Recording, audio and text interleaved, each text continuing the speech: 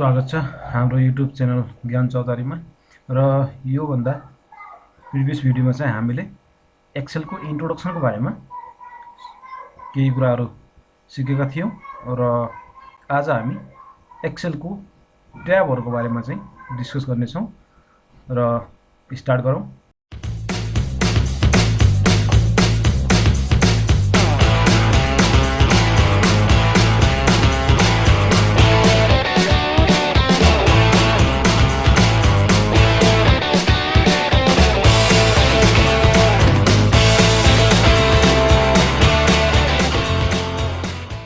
सबैभन्दा पहिला हामी एक्सेललाई ओपन गरौँ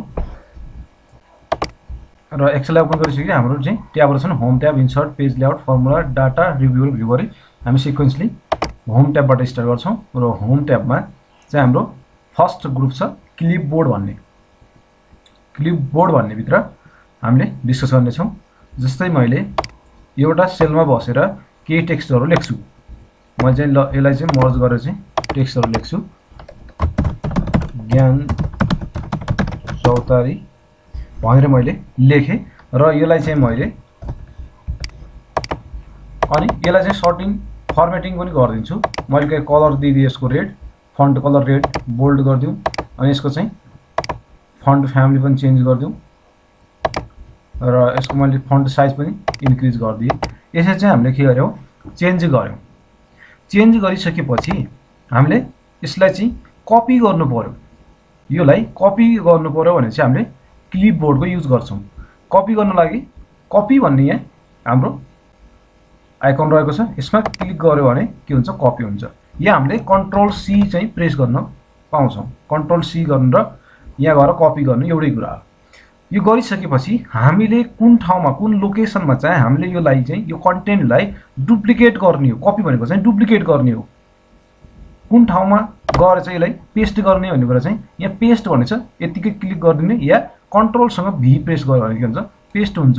मैले यसरी यसो प्रेस गरिदिए र अब के भयो, यो डुप्लिकेट भयो। यो फाइल जस्तो छ त्यस्तै फाइल यहाँ पनि क्रिएट भयो। यसरी चाहिँ हामीले कपी गर्न सक्छौं। तर यो फाइल जुन हामीले बनाएको छौं योलाई चाहिँ हामीले कट गर्नु पर्यो भनेपछि कन्ट्रोल एक्स या कट भन्नेमा क्लिक गरेर अब यहाँबाट हामीले यो लोकेसनबाट हटाएर अर्को लोकेसनमा लानु पर्यो। जस्तै मैले यसमा लानु पर्यो भने अब के गर्छु, यहाँ पेस्ट गरिदिन्छु।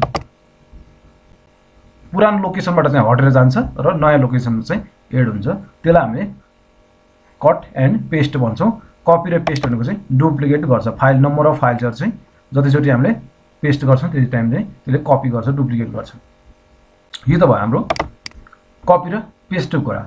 अब अर्को कुरा हाम्रो हामीले पेस्ट गर्नु पर्यो। पेस्ट स्पेशल भनेको फर्मेटिङहरु हटाउनु पर्यो या फर्मुलाहरु राख्नु पर्यो, फर्मुला मात्र कपी गर्नु पर्यो या हाम्रो चाहिँ कमेन्टहरु मात्र कपी गर्नु पर्यो। यस्तो कुराको लागि हामी के गर्छौं, कन्ट्रोल सी गर्यौं या कपी गर्यौं र हामीले पेस्टमा गएर पेस्ट स्पेशल भित्र गयो भने चाहिँ हाम्रो के छ, यहाँ अल भनेर गयो भने चाहिँ जुन फर्मेटिङ यसमा छ, जुन फन्ट यसमा छ, सबै कुरा चाहिँ यसको मात्र आउँछ। सबै कुरा यसकै आउँछ, डुप्लिकेट भएर जान्छ। अनि हामीलाई चाहिँ यहाँ चाहिने भनेको फर्मुला मात्र चाहिएको छ भनेपछि फर्मुला, भ्याल्यु मात्र चाहिएको छ भ्याल्यु। जस्तै भ्याल्यु गरेर हेर्यौं भनेपछि सबैभन्दा पहिला अब यहाँ कपी गर्यौं, कुन लोकेसनमा पेस्ट गर्ने। जसरी मैले यहाँ सिलेक्ट गरे, त्यसपछि के गर्ने भने पेस्ट स्पेशल भन्ने गर्ने र अब भ्याल्युमा क्लिक गर्यो भने मैले ओके गर्दिन्छु। के हुन्छ, अब त्यहाँ यो ज्ञान चौतारी भनेर रेड सेट केही नआइकन खाली नर्मल भ्याल्यु मात्र आउँछ। यसरी ज्ञान चौतारी भन्ने चाहिँ यहाँ के छ, एउटा कोलम, दुईटा कोलम, तीनटा कोलम मर्ज भयो। तीनटा कोलम मर्ज गरेर ज्ञान चौतारी लेखिया छ। तर यहाँ के हुन्छ, अब एउटै कोलममा आउँछ। जसरी हामीले नर्मल फर्स्टमा चाहिँ डिफल्ट लेख्दाखेरि आउँछ जुन फन्ट, त्यो फन्ट चाहिँ यसरी आउँछ। यसमा छैन, यसमा मात्र छ। मैले कोलमको अब यो टेक्स्ट एरिया के भयो, हाम्रो ई देखि एफ सम्म पुगेको छ। यसको लागि अब यसलाई कोइल गर्नु पर्यो। यसको लागि चाहिने स्पेस चाहिन्छ भनेपछि हाम्रो हेडर फाइलको राइट कर्नरमा गएर डबल क्लिक गर्यो भने के हुन्छ, हाम्रो यसरी उसले लिने टेक्स्ट लिने एरिया कोलमको उर्थ चाहिँ बढाइदिन्छ। अनि यो टेक्स्ट लेख्दा जहिले पनि के हुन्छ, अब हामीले अब यसलाई चाहिँ ट्रान्सपोज गर्नु पर्यो। जसरी यो छ, यो सेल छ, यसको कलर मैले चेन्ज गरिदिन्छु। यस्तो कलरमा राखेँ मैले यो ज्ञान चौतारी भन्ने। अब यो के छ, अहिले एउटा कोल्युम, दुईटा कोल्युम, तीनटा कोल्युम। यो कोल्युम छ, कोल्युमबाट रोमा लानु पर्यो या रोबाट कोल्युम लानु पर्यो भने के गर्छ हामीले पेस्ट स्पेसमा गएर ट्रान्सपोज भन्ने हुन्छ। यसमा मैले कन्ट्रोल सी गर्नु पर्यो, कपी गर्नु पर्यो, अनि मैले राख्नु पर्ने कहाँ, ल मैले यहाँ राख्नु पर्ने भनेपछि म के गर्छु, पेस्टमा गएर पेस्ट स्पेसलमा गएर ट्रान्सपोज भन्ने हुन्छ। ट्रान्सपोजले के गर्छ, it converts row into column and column into row. यसरी चाहिँ के हुन्छ उसले। अब हामीले गरेको थियौँ यहाँ चाहिँ कोल्युमहरू सिलेक्ट भएको थियो, यहाँ क्लिक गर्दाखेरि जेकेएल गरेर तीनटा कोल्युमहरू मर्ज गरेर चाहिँ यसरी होरिजेन्टली मर्ज गरेको थियो।